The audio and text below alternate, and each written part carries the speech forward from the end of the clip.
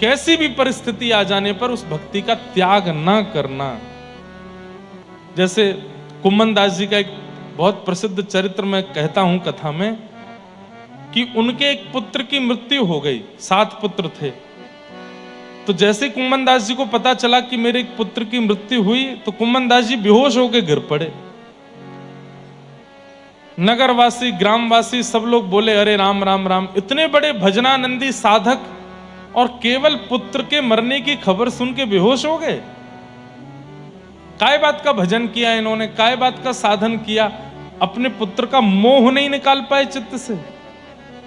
अरे इनसे बढ़िया तो हम हैं, हमारे घर का कोई सदस्य मर जाए तो हम रोएंगे, बेहोश तो हम नहीं होते। इतना बड़ा भजन साधक कुम्मन दास और पुत्र की मृत्यु की बात सुन के मूर्छित होकर गिर पड़ा। जब ये बात गोसाई श्री विट्ठलनाथ जी को पता चली तो गोसाई जी मुस्कुरा के बोले पुत्र की मरने की बात सुन के मूर्छित नहीं हुआ है वो, तो बोले वो इसलिए मूर्छित हुआ है कि पुत्र मर गया, अब 13 दिन तक सूतक लग गया, अब 13 दिन तक मैं मंदिर नहीं जा पाऊंगा, श्रीनाथ जी को नहीं देख पाऊंगा, इसलिए मूर्छित हुआ है वो। बोले अरे आप तो बात बना रहे हैं। बोले रुको दिखाता हूं। मूर्छित अवस्था में कुम्मन दास जी कोई पानी डाल रहा है, कोई कुछ कर रहा है, उस समय कान में जाकर के कहते हैं गोसाई जी तू चिंता मत कर, मंदिर की एक खिड़की खोल देंगे, भीतर भले ही मत आना, वहां से ठाकुर जी का दर्शन कर लेना। इतना सुनते ही उठ बैठे जग करके और बोले पुत्र की क्रियाएं करो, जो अंत्येष्टि होनी है वो सब क्रियाएं करो। समझ में आई बात?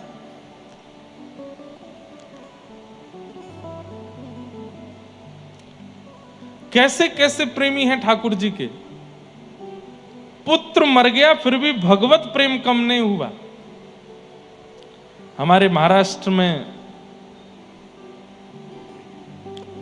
गोरोबा काका जो मटका बनाते थे मिट्टी का और उनका छोटा सा बालक पैरों के नीचे आ गया, कथा सुनी है आपने? गोरोबा काका, पत्नी ने आकर के कहा कि मैं बालक तुम्हारे हवाले छोड़ के गई थी, और वो कीर्तन में ऐसे मग्न हुए, कीर्तन कर रहे थे, मिट्टी दबा रहे थे चरणों से, छोटा बालक घुटमुन घुटमुन पैरों के नीचे आ गया। लेकिन आप कीर्तन में इतने मग्न थे कि नहीं पता चला, बालक की मृत्यु हो गई। लेकिन भगवत भक्ति नहीं छोड़ी, ठाकुर जी का भजन नहीं छोड़ा। कई संसारवादी लोग मेरी इस बात को कह करके, बात को सुन करके बहुत प्रोपेगेंडा बना सकते हैं। कैसी बातें कर रहे हो आप? आपके साथ ऐसा हो जाए तो आप सह लोगे? दुनिया को ज्ञान दे रहे हो व्यास मंच पे बैठ के, खुद के जीवन में अगर कुछ हो जाए सह लोगे? हमसे तो सहने की पूछना ही मत, हम बहुत सह लेते हैं और बहुत सहना जानते भी, इससे ज्यादा भी सह सकते हैं ठाकुर जी की कृपा से। अभिमान में नहीं बोल रहे हैं, लेकिन बात यहां चल रही है कि चाहे जैसी परिस्थिति आ जाए, चित्त में वह प्रेम नहीं घटना चाहिए जो ठाकुर जी के प्रति है, वो नहीं घटना चाहिए।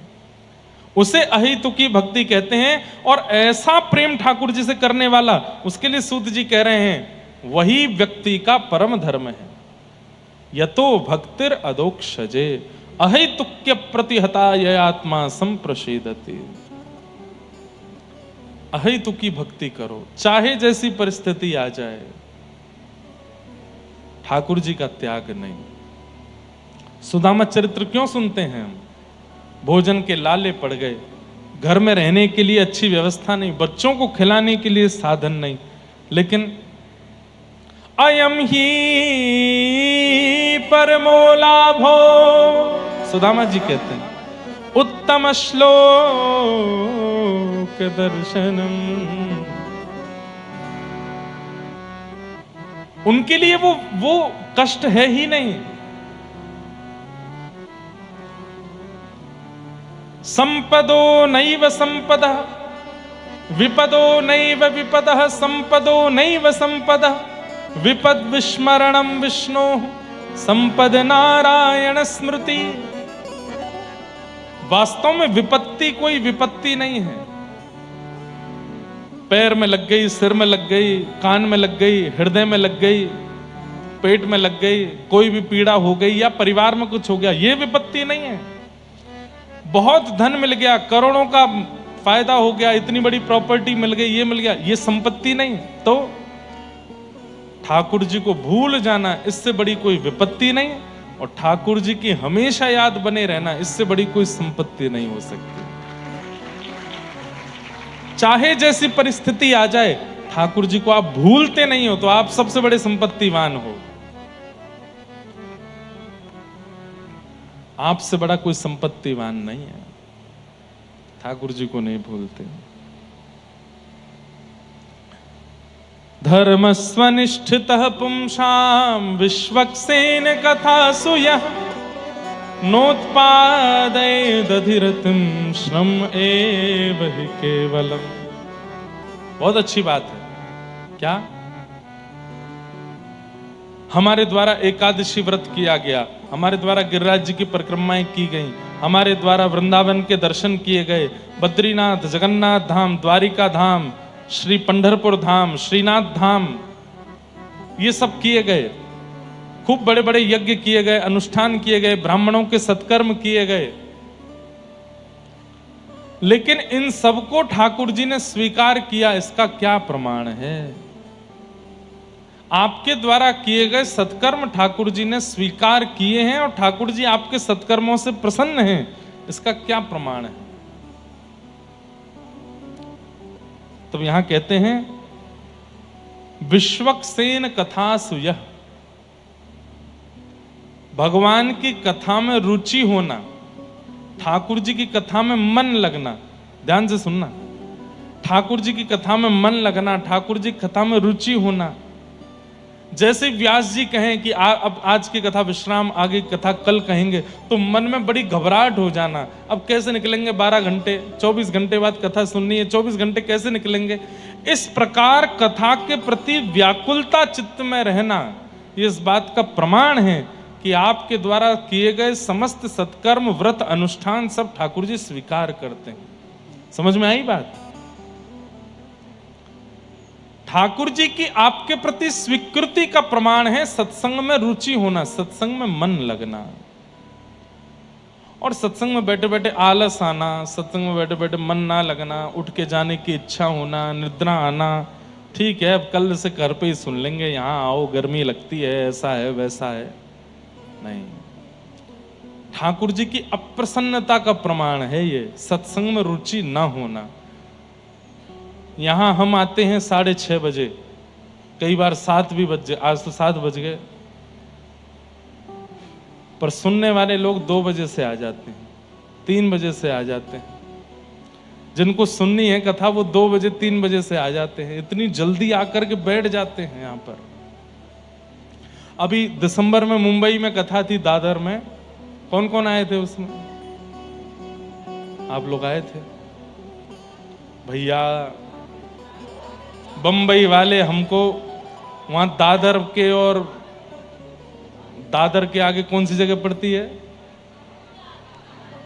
हाँ जो भी पढ़ते हैं, वहां के इतने सारे लोग, न्यूज वाले और सब आके बोले कथा होती है 4-5 बजे से और लाइन लगती थी सुबह 8 बजे से, हैं? अंतिम दिन की कथा में तो रात्रि 12 बजे से बच्चे और सब युवा बालक, मैं अपनी जहां रुका था वहां खिड़की में से देखूं और जहां तक देखूं लाइन, रात में 2 बजे मैं तो उठा था जल पीने के लिए, और मैं देखूं तो हरे कृष्ण महामंत्र चल रहा है। मैंने कि भाई 2 बजे कौन गा रहा है? नीचे देखा तो लोग बाग बैठे हैं, किस लिए? कथा सुनने के लिए। मेरे सच में उस दिन तो आंख में आंसू आ गए थे कि सुबह कथा, अभी 10 बजे से कथा होनी है सुबह, अंतिम दिन जल्दी थी कथा, और रात में 12 बजे से लोग बैठे नीचे। क्यों? वहां लाइन लगती थी, लाइन लग के भीतर, और जो पहले आएगा उसको आगे बैठने को मिलता था, तो हमको भागवत जी के पास बैठने को मिला। इसे 2-2 बजे से बच्चे बैठते, और कोई ऐसे नहीं कि बस ऐसे ही चलते फिरते बालक हो ना, अच्छे अच्छे घर के बालक बैठे।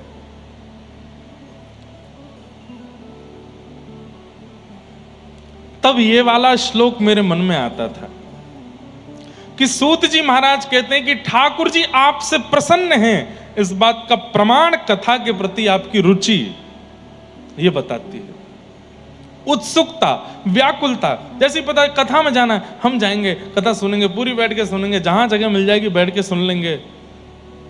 ये रुचि, ये उत्सुकता, ये इस बात का प्रमाण है कि ठाकुर जी आपसे प्रसन्न है। इंद्रेश जी ये तो हर साल आते हैं उल्लासनगर, कौन सी बड़ी बात है।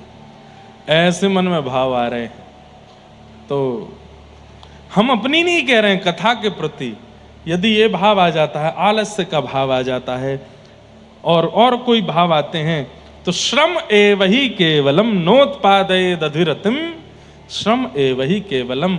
आप अगर इस प्रकार कथा के प्रति, सत्संग के प्रति भाव रखते हो तो कह रहे हैं कि आपके द्वारा की गई एकादशी केवल कोरी मेहनत है, ठाकुर जी उससे प्रसन्न नहीं होते। आपके द्वारा किया गया गोवर्धन वृंदावन की परिक्रमा, यमुना स्नान, गंगा स्नान, बद्रीनाथ, केदारनाथ, गंगोत्री, यमुनोत्री, जगन्नाथपुरी, द्वारिका आदि का भ्रमण, सब केवल और केवल एक श्रम है। कथा के प्रति रुचि, तो अब रुचि के बारे में बात करो कथा की, तो सबसे बड़े रुचिकर भागवत के हैं परीक्षित। कल चौथे दिन की कथा में ये प्रसंग आना चाहिए, लेकिन मैं अभी बता देता हूं ताकि आपको अनुभव हो कि कथा के प्रति उत्सुकता कैसी होनी चाहिए। 4 दिन हो गए कथा सुनते सुनते, दिन रात कथा चल रही है 24 घंटे, और एक आसन पर बैठे हैं परीक्षित। 7 दिन बाद मृत्यु हो जानी है तक्षक सर्प के डंसन से, और चौथे दिन की कथा जब आती है तो 2 श्लोकों में संपूर्ण कृष्ण कथा सुना करके विश्राम कर देते हैं। तब सामने बैठे परीक्षित कहते हैं, कथितो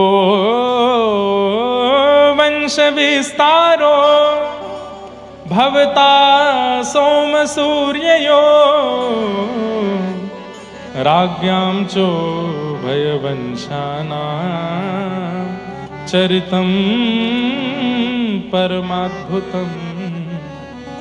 मुझे भूख नहीं है, मुझे प्यास नहीं है, मुझे निद्रा नहीं है, केवल और केवल कृष्ण लीला सुनाइए, कृष्ण कथा सुनाइए।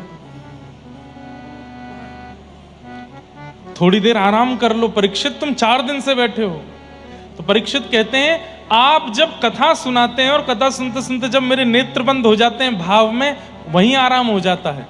आप जब ठाकुर जी की मधुर लीला सुनाते हैं उसी से मेरा पेट भर जाता है। आप जब रस भरे श्लोक बोलते हैं उसी से मेरी प्यास बुझ जाती है। मुझे संसार की वस्तु की आवश्यकता नहीं, कृपा करके मुझे कथा सुनाओ। भक्तमालकार श्री नाभाजी तो कहते हैं कि 7 दिन बाद तक्षक सर्प के डंसन से परीक्षित की मृत्यु नहीं हुई, तो जैसे ही सुखदेव जी व्यास आसन पर खड़े हो गए और बोले अब कथा विश्राम होती है, तुम तो राजन मरिष्यति पशु बुद्धि में माम जही, तुम मरोगे ये पशु बुद्धि है। कथा विश्राम करके जैसे ही सुखदेव जी जाने लगे, परीक्षित जी के प्राण उस विरह में निकल गए कि अब कथा विश्राम हो गई, अब कैसे जीऊंगा मैं। तक्षक सर्प ने तो आकर के उनके मरे हुए शव का स्पर्श किया, ऐसा अनेक संत जन और नाभाजी भक्तमालकारों का कहना है। पर वास्तव में तो श्री परीक्षित जी के प्राण कथा के वियोग में चले गए। बंधु, ये कथा के प्रति रुचि किसकी नहीं है? हमें एक नाम बता दो। जितने भी भगवत प्राप्त हैं सब ठाकुर जी कथा के प्रति रुचि रखते हैं। सबसे पहला नाम जो सब जानते हैं, प्रभु चरित्र सुनवे को रसिया, राम लखन सीता मन बसिया। श्री हनुमान जी महाराज। पूरी हनुमान चालीसा में गोस्वामी जी ने ये नहीं कहा कि लड्डू का भोग लगाओ, ये नहीं कहा कौवा के पत्ते लगाओ, ये नहीं कहा सिंदूर लगाओ, लेकिन हनुमान जी की सबसे प्रिय वस्तु का उद्घाटन कर दिया। क्या? प्रभु चरित्र सुनवे को रसिया। और दुनिया के लोग सिंदूर चढ़ाते हैं, अकौवा के पत्ते पर राम नाम लग के चढ़ाते हैं, लड्डू का भोग लगाते हैं, पर कथा नहीं सुनाते हनुमान जी को, जो सबसे प्रिय है उनको। महादेव भोले बाबा निरंतर नेत्र बंद करके बैठे रहते हैं। पार्वती जी पूछती हैं आप क्या कर रहे हैं? तो महादेव के मुख से निकलता है, मुनिंद वृंद वंदिते त्रिलोक शोक हारिणी, ये राधा कृपा कटाक्ष कौन गा रहा है? वो देव आदिदेव महादेव गा रहे हैं, जो निरंतर प्रिया प्रियतम के चिंतन में ही लगे रहते हैं। उन्हें भी कथा प्रिय है, अमर कथा सुनाते रहते हैं पार्वती जी को। तीसरा, आपकी महाराष्ट्र भूमि से रुक्मणी जी भगवान को जब पत्र लिख करके भेजती हैं तो क्या कहती हैं? श्रुत्वा गुणान भुवन सुंदर शृण्वतां ते निर्विश्य कर्ण विवरई हर तुंगतापम। मैंने आपको देखा नहीं है, पर आपकी कथाएं बहुत सुनी हैं और आपकी कथा सुनने में मुझे बहुत सुख मिलता है। कई जगह तो कहते हैं कि ब्राह्मण देवता पत्र लेकर के भगवान के पास गए, भगवान ने पत्र खोल के पहला श्लोक की पहली पंक्ति पढ़ी और तुरंत पत्र बंद करके बोले अब तो ब्याह इन्हीं से करना है। क्यों? कथा के प्रति इतनी रुचि रखती हैं, ये हमारी अर्धांगिनी बनने लायक है। हनुमान जी, महादेव, रुक्मणी और अब आ जाओ व्रजमंडल। तब कथामृतम तप्त जीवनम कविभिरीडितम कल्मषापहम् श्रवणमंगलम श्रीमदाततं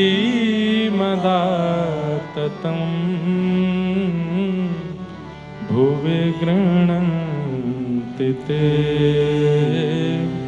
भूरिदा जना। व्रज की गोपियां वो भी ठाकुर जी के विरह में यही कहती हैं कि आपकी कथा अमृत है। हे नाथ, तुम चले गए हमें छोड़ के, पर कृपा करके कथा को मत छोड़ के जाने देना, ये हमारे जीवन में सदा रहे। क्यों? कथा के प्रति रुचि इस बात का प्रमाण है कि ठाकुर जी आपसे प्रेम करते हैं। और या फिर ऐसा कहो, कथा के प्रति रुचि ही ठाकुर जी को आपके प्रति प्रेम कराएगी। आप बहुत सुंदर तिलक लगाते हो, एकादशी व्रत करते हो, कंठी माला पहनते हो, सुबह 4 बजे उठ के कीर्तन करते हो, बहुत सुंदर सेवा करते हो, नाम निष्ठ हो, भजन निष्ठ हो, प्रसाद निष्ठ हो, लेकिन कथा के प्रति रुचि नहीं तो ठाकुर जी हैं ही नहीं आपके। मैं 1-2 लोगों से ऐसों से मिला हूं, उनके घर पर रुका, 4 बजे उठ के भजन करते हैं, खूब सुंदर तिलक लगाते हैं, इतनी बढ़िया सेवा करते हैं ठाकुर जी की, इतना बढ़िया सब भोग प्रसाद, पर कथा में जब वो आते थे मुझको लेके, उनके घर ही रुका था मैं, विदेश की बात है। मैं जैसे व्यास मंच पे बैठा तो मैं नजर घुमा के देखी तो सो गए। और मैंने कहा चलो थक गए होंगे, कल रात्रि में भारत से आया हूं, इसलिए रात्रि में आए थे, सुबह जल्दी उठ गए इसलिए सो गए होंगे। अगले दिन फिर सो गए, तीसरे दिन फिर सो गए। वो 7 दिन तक सोते ही रहे, कथा प्रारंभ होते और सो जाते। एक दिन मैं उनके साथ बैठा तो मैंने उनका अवगुण नहीं बताया, पर मैंने परखना चाहा कि कथा के प्रति रुचि नहीं है इनकी, सो जाते हैं, कुछ तो किसी रूप में तो बताएंगे, किसी रूप में तो पता चलेगा कि कथा का प्रभाव नहीं है। और उसका पता चल गया। क्या? अपनी पूरी दिनचर्या गाने लगे मेरे आगे। महाराज जी मैं 4 बजे उठ जाता हूं, पिछले 35 साल से मेरा नियम है, 4 बजे उठ जाता हूं, हारी बीमारी आंधी तूफान ये वो फलाना। और दुनिया के लोग सिंथेटिक इत्र मंगाते, मैं कन्नौज में एक व्यक्ति है उसी से ही इत्र मंगवाता हूं, ठाकुर जी का प्योर इत्र। अपना हाथ आगे कीजिए, मैंने हाथ आगे किया, लगा सूंघ के देखे, मैंने बहुत बढ़िया है, मैंने कि लाओ थोड़ा हमको भी दे दो। आपके लिए भिजवा दूंगा, मैं घर भिजवा दूंगा आपके लिए। नहीं, अभी नहीं दूंगा। ये वस्त्र देख रहे हैं महाराज जी, इसमें असली चांदी का काम है, इसमें असली सोने का काम है। बस जैसे ही उन्होंने अपना उद्घाटन किया, बातों का पता चल गया कि सत्संग नहीं है। क्यों? क्योंकि अपने भजन का प्रचार कर रहे हैं, अपनी सेवा का प्रचार कर रहे हैं, अपनी बातों का प्रचार कर रहे हैं। ठाकुर जी इनसे प्रसन्न नहीं है।